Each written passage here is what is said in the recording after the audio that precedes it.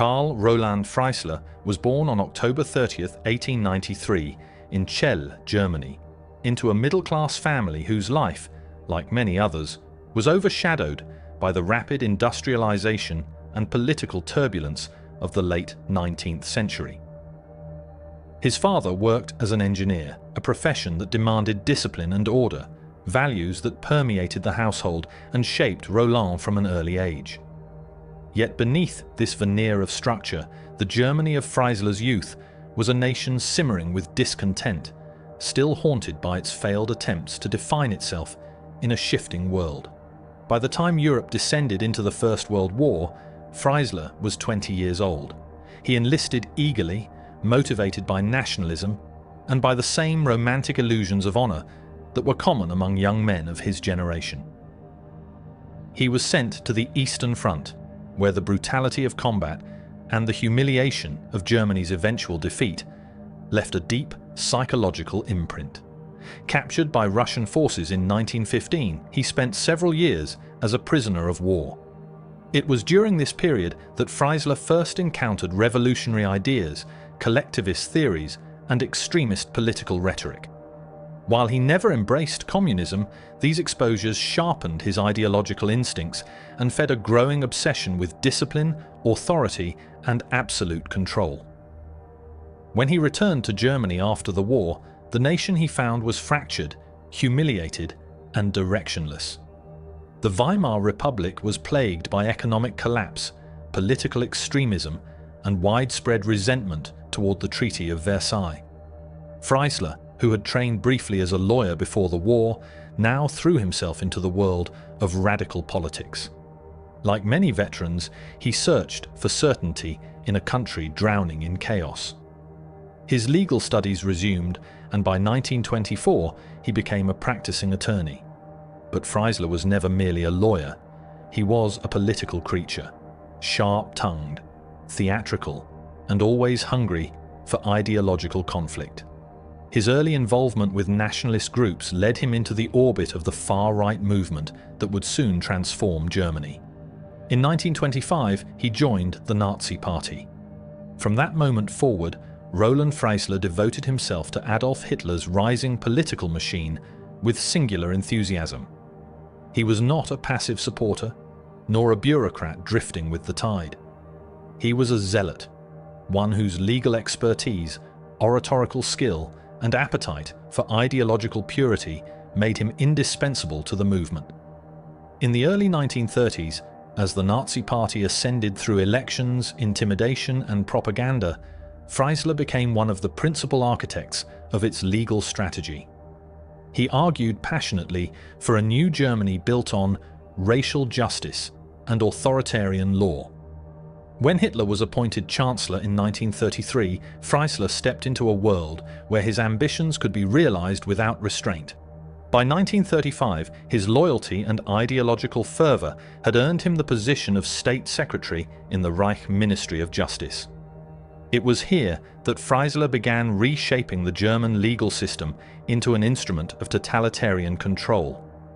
He played a critical role in crafting racial legislation, political crime statutes, and the legal framework that transformed Germany from a constitutional republic into a state ruled by terror. The transformation was complete by 1942, when he ascended to the role that would define his legacy and reveal his darkest nature. He was appointed President of the People's Court, the Volksgerichtshof, and from that bench, Roland Freisler would become one of the most feared men in Nazi Germany. When Roland Freisler assumed leadership of the People's Court in August 1942, he stepped onto a stage perfectly suited to his personality. This was not a courtroom. It was a theater of intimidation, a carefully constructed facade where verdicts were predetermined, justice was irrelevant, and guilt was assumed the moment a defendant crossed the threshold. Under Freisler, the People's Court became the beating heart of Nazi legal terror. He presided over sessions with a fury that bordered on the unhinged. Trials devolved into political performances, with Freisler shouting, mocking, interrupting, and humiliating defendants. often for hours. His voice, shrill and relentless, filled transcripts and echoed across hallways. Observers described him not as a judge, but as a fanatic performing for an invisible audience, seeking approval from the Führer whose ideology he worshipped.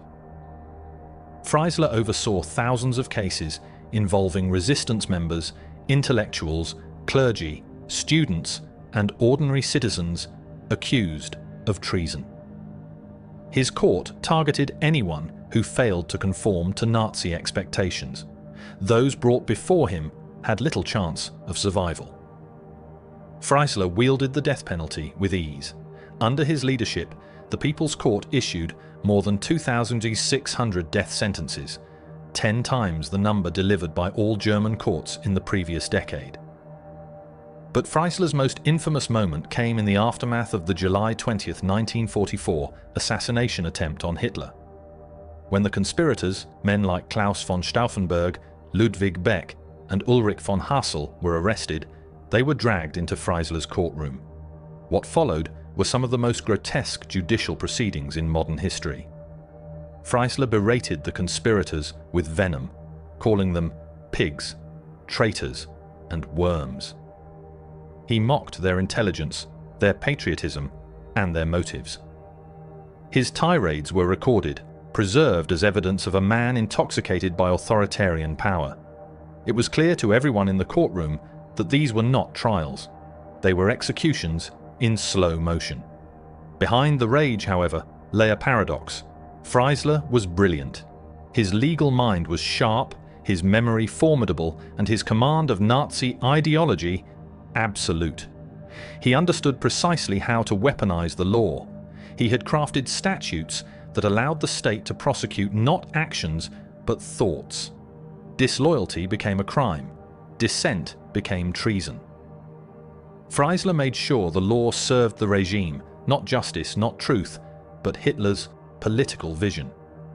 As the war turned against Germany, Freisler's fanaticism only intensified. He saw defeat looming and responded not with reflection or doubt, but with greater ferocity. In the final months of the war, his court became a conveyor belt of death sentences, as though he could somehow will victory through brutality. But history was closing in. The Third Reich was collapsing. Soviet forces advanced on Berlin, and Roland Freisler, the judge who had condemned thousands without remorse, would meet his end not in a courtroom, but in a moment of chaos beyond his control. By early 1945, Berlin was disintegrating under the weight of Allied bombardment. Buildings crumbled, streets burned. The Nazi regime, once boasting of a 1,000-year future, was being swallowed by fire and rubble. Yet even as the capital disintegrated, Roland Freisler continued his work. He spent his final weeks signing death warrants, reviewing case files, and preparing trials that would never occur. His devotion to the collapsing regime bordered on madness. On the morning of February 3, 1945, Freisler arrived early at the People's Court. Air raid sirens began to sound, their long, piercing wails echoing through the district, as American bombers descended on Berlin. Employees fled towards shelters, but Freisler stayed behind, gathering files from his desk. Death sentences he intended to deliver later that day. Moments later, the building was struck. A bomb detonated near the courthouse, shaking its foundations. Freisler was crushed beneath falling debris, killed instantly. When rescue teams entered the ruins after the raid ended, they found his body lying amid shattered beams and concrete. In his hand, he still clutched case files, documents condemning others to die. It was an ending steeped in bitter irony. The man who had conducted thousands of theatrical trials, who humiliated and screamed at his defendants, who wielded death with theatrical precision, died without a word, without a verdict, without the spectacle he had built his life upon. He never faced justice. He never answered for his crimes. He never stood before a court and heard his deeds read aloud. Instead, history delivered its final judgment silently, through the collapse of the very system he had devoted himself to. Freisler's legacy is not one of political influence alone. It is a warning, one carved into the memory of modern justice systems. He represents the catastrophic consequences of merging ideology with law, hatred with judicial power, and fanaticism with state authority. His courtroom became a stage where justice was strangled by ideology and where human life became a tool for political theatre. Today, historians study Freisler not as an anomaly, but as a symptom, a reminder that legal systems do not collapse overnight. They erode piece by piece, verdict by verdict, until the law serves only those who control it. Freisler was brilliant, articulate, and highly educated, qualities that make his legacy even more disturbing. He was proof that intelligence without conscience is a weapon, not a virtue. After the war, survivors of the People's Court carried the memory of his voice, the shouting, the humiliation, the contempt that filled the courtroom.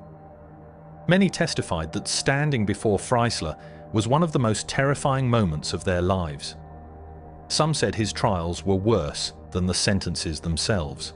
But perhaps the most important legacy left by Roland Freisler is the lesson that law can become cruel when guided by ideology instead of morality.